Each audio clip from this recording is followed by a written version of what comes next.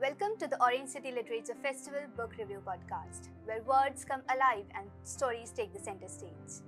I'm your host Shruti Pardi, and today marks an exciting milestone as we celebrate the 6th edition of our festival.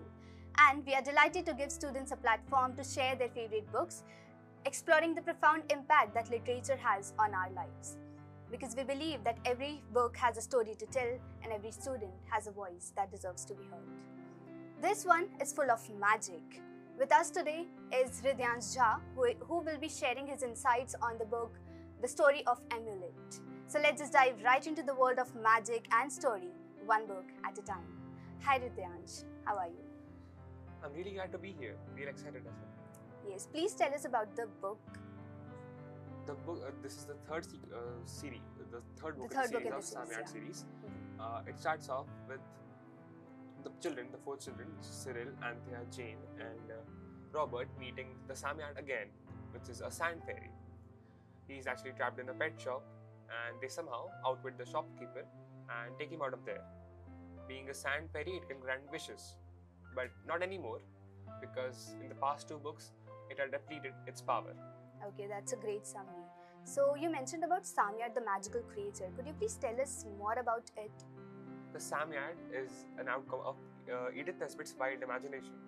It is actually taken inspiration from the biblically accurate angels and many other mythologies. Okay, and what is amulet? When we think about amulet, what the first thing comes in our mind is the something like stone. So is it like that in this book as well? You can say that it's a part of a necklace.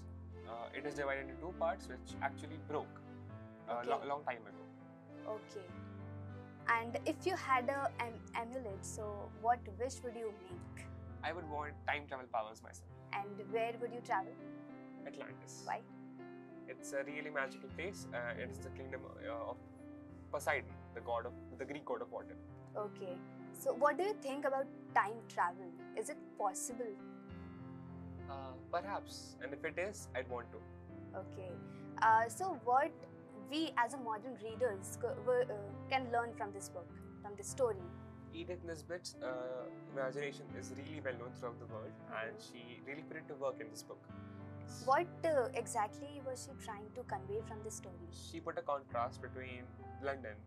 It really shows you how London changed and how the world changed. Okay. From the ancient past of poverty that children witnessed in London of 1805 and 1805, and when they came back to their era, they were more empathetic towards what they have.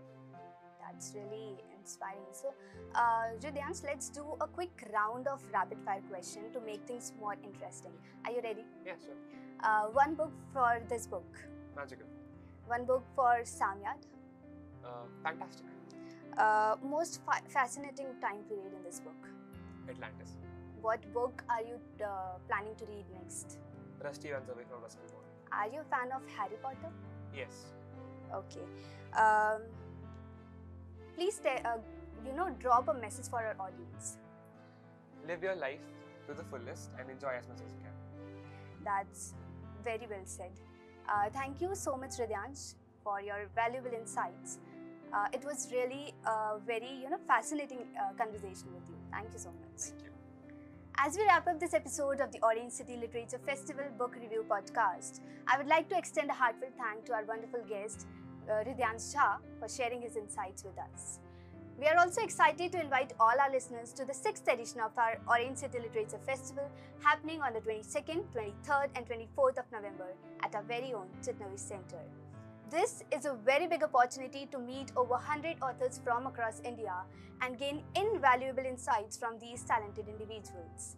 Don't forget to tune in for our next episode, where we will continue to showcase the favorite books of more talented students. Thank you for joining us in the Orange City Literature Festival. Keep reading, keep exploring, and until next time, happy listening.